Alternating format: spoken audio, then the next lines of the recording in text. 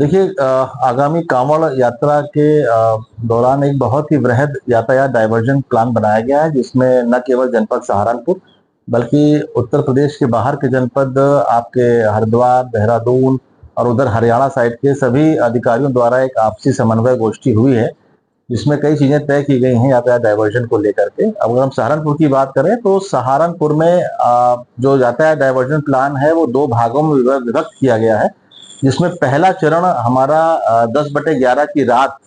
से प्रारंभ होगा और उसके बाद 17/18 की रात तक पहला इसका फेज रहेगा डायवर्जन का, जिसमें शहर के अंदर हम पूरे शहर के जो कांवड़ रूट है उसको 2 भागों में हम विभक्त करेंगे। जो बीच में डिवाइडर है उसके एक तरफ कांवड़िए चलेंगे और दूसरी तरफ हमारे हल्के वाहन, 4 पहिया, 2 पहिया वाहन चलेंगे। उसके बाद जब दूसरा फेज शुरू होगा हमारा, जो कि 18 तारीख के बाद से लेकर के हमारी महाशिवरात्रि 23 तारीख तक, 24 तारीख तक का ये पूरा प्लान बना हुआ है,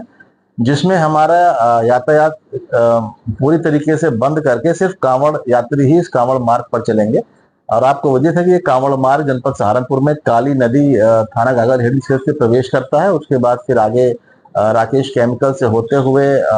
जेल चुंगी और उसके बाद फिर अम्बेडकर चौक, घंटाघर होते हुए अम्बाला रोड से बाहर निकल जाता है। ये हमारा मुख्य कांवड़ मार्ग है। इस पर हमारी सारी व्यवस्थाएं रहेंगी। इसके अतिरिक्त 2 और कांवड़ मार्ग जो जनपद सहारनपुर में प्रवेश करेंगे, उसमें एक देवबंद मंगलौर की तरफ से प्रवेश करके और उसके बाद नरौता होता हुआ वो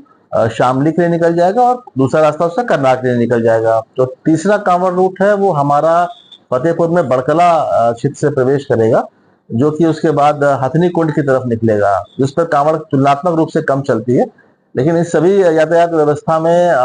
हमारी टीमें सेक्टर और जोन में बटी रहेंगी, जिसमें कि हमने इस पूरे कांवड़ मार्ग को आपके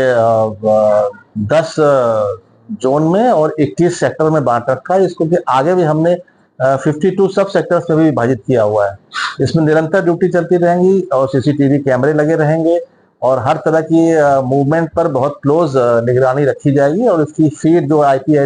वाले जो कैमरे हैं सीसीटीवी, इनकी फीड एडीजी जोन महोदय के यहाँ और डीआईजी रेंज महोदय के यहाँ, हमारे एसएसपी सर के यहाँ और हमारे सभी वरिष्ठ अधिकारियों के पास रहेगी, जिसमें वो प्रति समय क्षण प्रतिक्षण की इसकी स्थिति की क्लोज मॉनिटरिंग कर सकेंगे। दूसरी एक महत्वपूर्ण बात यह है कि जो हमारा मुख्य बस अड्डा जो अग्रसेन चौक पर है, इसको हम शिफ्ट करेंगे 2 भागों में, एक मानक मऊ पर और एक काशीराम कॉलोनी पे। ये दोनों ही हमारे बस अड्डे बाहर ही हाईवे के जरिए संचालित होंगे और इसमें हम जो ई रिक्शा वगैरह है इनकी व्यवस्था भी यहाँ के यात्रियों के लिए करेंगे, ताकि उनको किसी प्रकार की दिक्कत ना आने पाए।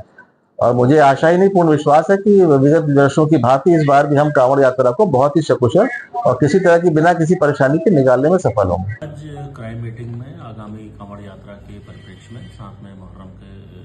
जुलूस के परिप्रेक्ष्य में एक मीटिंग ली गई थी, जिसमें सभी थाना प्रभारियों को ये हिदायत भी दी गई है और जो